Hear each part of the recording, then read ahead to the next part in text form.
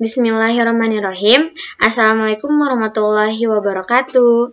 Perkenalkan, saya Karina Tatulzana dari jurusan Ilmu Al-Quran dan Tafsir semester 3 kelas B dengan NIM 12010300084. Insya Allah pada kesempatan kali ini mari kita mencoba untuk membedah jurnal artikel bersama-sama. Nah, sebetulnya jurnal artikel ini termasuk ke dalam salah satu bentuk karya tulis ilmiah. Tentu saja bentuk karya tulis ilmiah ini berbeda dengan karya tulis non-ilmiah. Kita langsung aja ya. Pertama-tama adalah kita harus membuka filenya terlebih dahulu. Jeng jeng jeng, ini dia filenya. Insya Allah pada kesempatan kali ini yang akan Karin bedah jurnalnya yaitu Jurnal Studi Al-Quran dan Hadis yang bernama jurnalnya Al-Quds yang berjudul Konsep Akal dalam Al-Quran dan Relevansinya dengan Pendidikan Islam. Pengarangnya adalah Sally Alpareza Zazkia dari Universitas Islam Negeri Sunan Kalijaga, Yogyakarta. Masya Allah keren ya teman-teman karena bisa menghasilkan artikel yang insya Allah pasti ini luar biasa.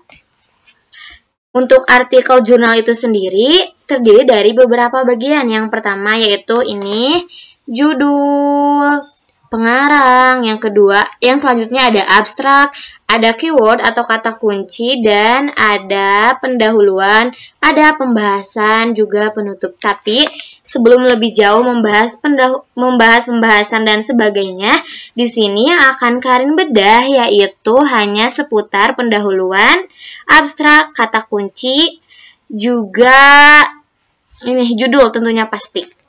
Baik ya, kita mulai. Bismillahirrahmanirrahim. Judul dari artikel ini adalah Konsep Akal dalam Al-Quran dan Relevansinya dengan Pendidikan Islam. Yang pertama ada abstrak. Abstrak itu sebetulnya terdiri dari apa aja sih? Yang pertama, abstrak ini terdiri dari tujuan penelitian.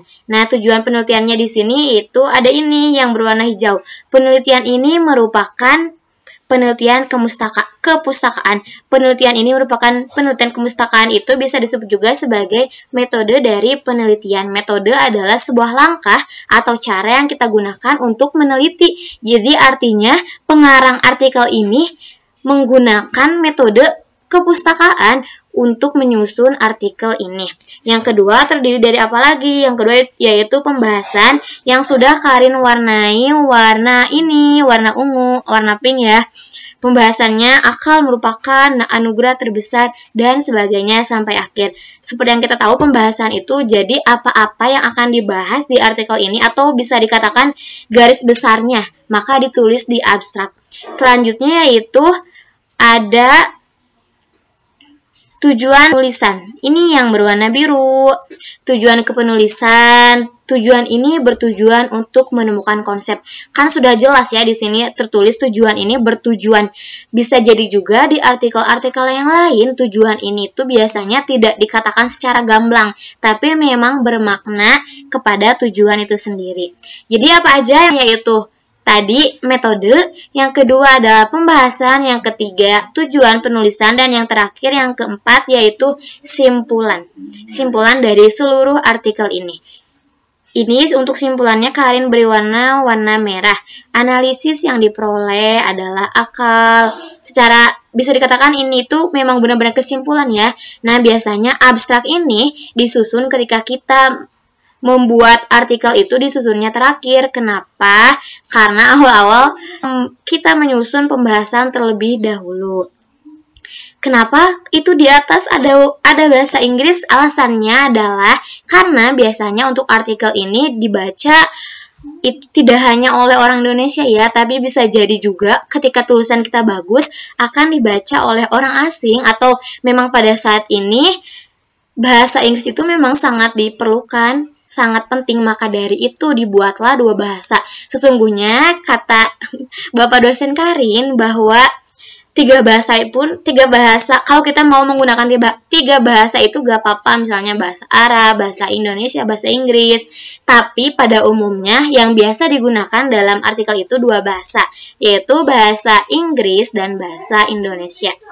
Setelah abstrak ada yang dinamakan dengan keyword atau kata kunci. Kata kunci itu artinya jadi apa sih yang banyak dibahas di artikel ini? Di sini pengarang itu menuliskan kata kuncinya adalah akal, Al-Quran, pendidikan Islam. Dan kata kunci ini disusun berdasarkan abjad pertama. Ini akal, A-K, A-L, ini P. Berarti memang harus bersusunan. Itulah salah satu ciri keyword yang benar ya. Setelah kata kunci, mari kita bahas bersama-sama yaitu pendahuluan. Nah, untuk pendahuluan ini sendiri terdiri dari berbagai macam.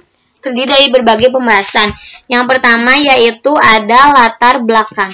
Latar belakang pasti teman-teman udah tahu kan maksudnya? Ya, latar belakang itu maksudnya adalah kenapa pengarang menulis artikel ini. Alasannya. Untuk latar belakangnya di sini Karin mewarnai dengan warna ini ya. Nih, akan Karin mewarnai yang baru. Ini untuk latar belakang yang Karin beri warna. Ini untuk latar belakang. Dari mulai dalam surat At-Tin sampai pendidikan Islam. Maksudnya jadi di dalam Quran surat At-Tin pengarang itu menganalisis bahwa di dalam Quran surat At-Tin Allah menegaskan manusia dengan segala perangkatnya diciptakan sebagai makhluk dalam bentuk terbaik. Akal tadi berhubungan dengan akal. Inilah alasan kenapa pengarang membuat artikel ini, karena pengarang menyadari bahwa sesungguhnya Allah itu menciptakan kita dalam keadaan yang terbaik. Salah satunya yaitu diberkahi dengan akal. Selain latar belakang, bagian yang kedua yaitu ada penelitian terdahulu.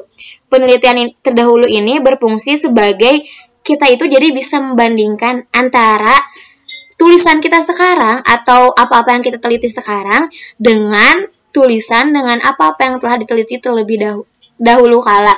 Ini Kain beri warna hijau. Penulis telah mereview penelitian terdahulu. Biasanya untuk penelitian terdahulu ini memang sudah nampak jelas. Selain penelitian terdahulu, ada metode penelitian sama ya dengan yang tadi di abstrak. Metode penelitiannya Karin beri warna oranye. Tulisan ini menggunakan metode tafsir maudu'i. Tafsir maudu'i tersusun dari dua kata, itu tafsir dan maudu'i. Nah, sebetulnya ketika kita mau mengatakan metode penelitian itu cuma sampai di sini. Tulisan ini menggunakan metode tafsir maudu'i. Itu pun sudah benar. Tapi kalau kita ingin lebih jelas, ingin lebih memahami makna dari tafsir maudu'i itu sendiri, maka kita bisa membacanya, memahaminya sampai sini, sampai akhir ya semuanya. Untuk selanjutnya ada, yang terakhir yaitu ada posisi penelitian dan formula penelitian. Sebetulnya formula penelitian ini terdiri dari berbagai macam ya. Salah satunya yaitu pertanyaan-pertanyaan, terus kayak fokus penelitian ini atau fokus artikel ini sesungguhnya mau kemana. Nah, maka dari ini yang kalian beri warna ungu adalah fokus dari penelitian ini atau formula dari penelitian ini, yaitu tulisan ini setidaknya membahas dua inti utama dari tujuan analisis penelitian, yaitu tentang konsep akal dalam Al-Quran dan relevansinya dengan dunia pendidikan. Begitu, jadi untuk artikel jurnal yang ilmiah itu sebetulnya tersusun dari berbagai macam bagian, seperti apa yang telah kalian jelaskan tadi. Untuk teman-teman, selalu semangat. Mari kita terus-menerus membedah artikel. Kalau bisa suatu saat nanti kita yang menulis artikel hingga terbit ya, insya Allah. Mohon maaf untuk segala kekurangannya. Semoga dapat dipahami. Tetap semangat dan jangan menyerah. Terima kasih. Wassalamualaikum warahmatullahi wabarakatuh.